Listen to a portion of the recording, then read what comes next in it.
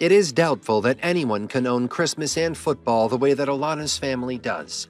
The Kansas City Chiefs game seems to be more than just a game when it comes to this family. Her grandparents met at the games and met their best friends at the games as well.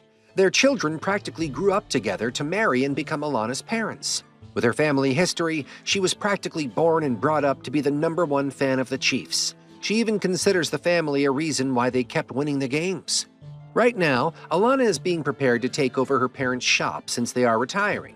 The shop is named KC Corner, and most of the neighborhood knows the connection this family has with the team winning, but now Alana wants everyone to know about it.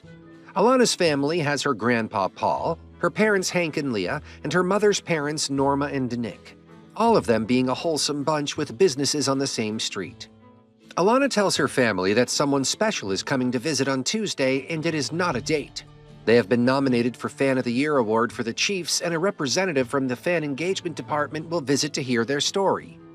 Beth walks into the room of Derek, the director of fan engagement. Derek seems to be so drowned in his work that his office looks like he is a temp and he hasn't wandered around Kansas City ever since he shifted. The team is offended that he hasn't tried the Kansas City barbecue yet, so they tell him to visit Norma and Nick's for the best experience. Well, we know where fate is leading the story as when Derek walks in. Norma and Leah are sitting there. Hearing him say he is new makes the ladies know it is time for some matchmaking. Derek is amused by the two ladies and mesmerized by their pretty daughter, Alana, but he can also clearly tell what they are doing. Norma even brings him a banana pudding on the house, to which she asks he can repay by helping Alana decorate the street for Christmas. Outside, Alana feels embarrassed, but Derek doesn't have an issue, even though he can see everyone observing them like creeps. Once the family is free, Derek is free to go, but soon he finds himself lost in those streets. Not wanting to accept that he got lost, he tells the family that he is willing to help some more, to which they gladly agree. Alana and Derek chat a bit more when she shares both her grandparents being best friends, so technically her parents were childhood sweethearts. Their businesses on the same street made decorating it a tradition. Derek jokes that his only tradition was writing letters to the North Pole with his addresses so Santa could find him since he used to move around a lot. The next tradition Alana tells him of is his Dodge the Loaf. It's avoiding Carol as she tries to give the loaf of bread she baked for the family. Only Hank, Alana's father, is left to suffer and get the loaf. Entering KC Corner, Derek is surprised to see they are huge Chiefs fans. But all he says is that Chiefs are a big part of his life too. Before anything else, Hank comes back complaining about being abandoned, making Derek wonder how bad the loaf could be. Norma tells him they like him too much to ever make him try it. The family later shares their story of Christmas magic linked to a vintage Chiefs hat they don't ever sell. Paul was given his hat by Santa, telling him to wear it if he wants the Chiefs to win. Paul decided to give it a shot and realized it was true. He met his wife Patty in the games too, and many other things in their life were linked to the game. They even lost the hat once, but it came back to them as someone came to sell a vintage hat, and it was this. Their belief became even more firm when no one wore it in one special game and the team lost. Derek enjoys the story but doesn't believe in it even a single bit. When the family realizes it, they change their mood with him and send him away with the much-hated loaf. It is only the next day that the fan engagement team is given files of whom they'll pursue from a Fan of the Year nominations. And Derek tells Alana's family that he understands how big of a deal it was. That still doesn't mean he believes them. When he visits the next day, it takes them a little time to realize he is the representative.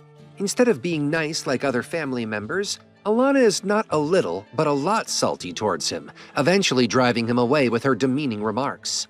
At night, she feels guilty, but the family comforts her that it is okay. The next day, Derek explains what he witnessed, and turns out the entire office believes the story, so he is sent to invite Alana.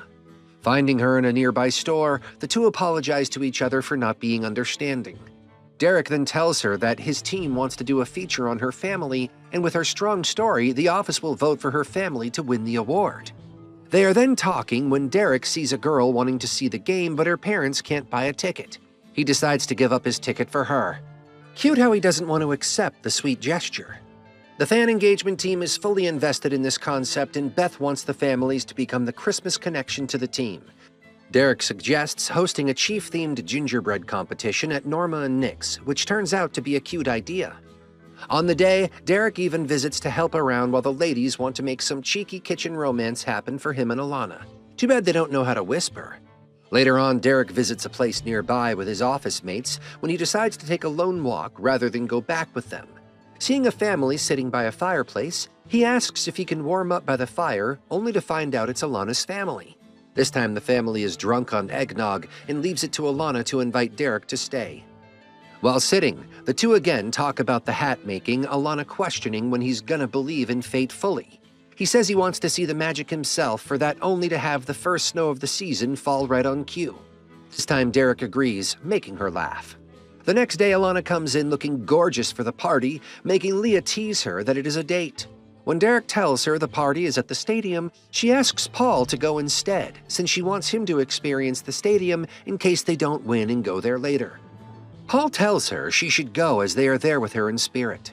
At the party, the three finalists may not be competing, but the team members representing them sure are. Not for some reward, just for the bragging rights. Alana greets them and then is taken to the penthouse party by Derek, where she meets Trey Smith and has the perfect fan moment because he knows about the hat too. After that, Derek takes her to the empty stadium for the vibes. Sitting in their usual seats, Alana shares how these are such great moments for her. She also shares how they didn't bother about the hat because Paul had a heart attack at that time and doctors didn't show hope for him. The conversation leads to the two of them kissing each other to fully express their feelings. They then go on an actual date to the holiday festival in the city.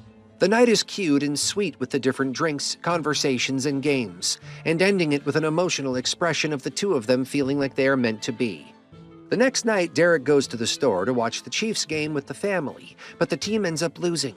Derek is amused at how the family took moments to analyze that the Chiefs are only across the playoffs. If one of the teams on Sunday matches loses, or else the Christmas Day game would become the playoff. The next day, Derek himself walks to the store to announce they officially won the Fan of the Year award. On Sunday, Derek and Alana are at the toy store for the gift drive where Alana brought the hat for the spirits as well. The moment it turns out all three teams won the game, Alana gets worried that the Christmas game is now a must-win. Coincidentally or not, the moment she turns, the hat is also gone. Derek consoles her that it'll come back like it always has. On the Christmas Eve dinner, because the couples are busy on actual Christmas Eve, Derek brings a gift for them, and it is a couple of old seats from the municipal stadium. Not any seats, but the ones where it all started from, where Paul and Patty met. Leah also gifts Derek a hat, similar to the magic hat, making them assume it is that hat and exposing that it is lost. However, the family is pretty chill since they know it'll turn up soon. The next day, Derek is talking to Beth when she feels something is wrong, after she says they'll show the hat in the stadium as well. However, he says everything is handled. At night, he visits Alana and shows her the hat Leah gifted him. Alana tells him there is no way they are going to lie, but Derek didn't plan on that. However, Alana doesn't listen to him and keeps going on and on about how if the hat is gone, it might mean they are not meant to be. This is absurd how she is just ending the relationship instead of trying for it. Alana is pretty dramatic in saying she doesn't believe in fate anymore just because the hat is lost, as if there isn't a story of it turning back in the past too. At the time of the match, Alana refuses to be part of the segment where they are introduced at the stadium. Her family doesn't force her to believe she'll turn up on her own. She is in the parking when a couple comes to her, and the man shares how he also believes that his socks are the lucky charm. However, when they are leaving, he calls the name of his girl, and it is Patty. This being the final hint for her, she rushes to reach the doors. On the other hand, Derek doesn't want to do it without her either and goes out to bring her. The two meet outside and Derek helps her reach on time. The family is introduced to the audience, but when they anticipate seeing the hat, Alana confesses losing it. However, her encouraging words of the magic being in their belief in the team makes everyone agree. Derek arranged a special Christmas present for everyone, and that is finding a similar hat under their seats so all the audience is wearing a similar hat. Derek and Alana then make up right there, but that doesn't mean they are allowed to make out when the game is about to start. The family declines to watch the game from anywhere other than their seats and invites Derek too to sit in the seat that once belonged to Patty. While they are sitting, Santa turns to them and giving them the hat that belongs to them. Turns out it does always find a way back to them. Santa also tells Derek that he found him referring to his North Pole letters with addresses, hinting that he is the real Santa. After he leaves, the family decides not to wear it, believing they already have all the Christmas magic they need. And right in those seats, the story of the third generation begins.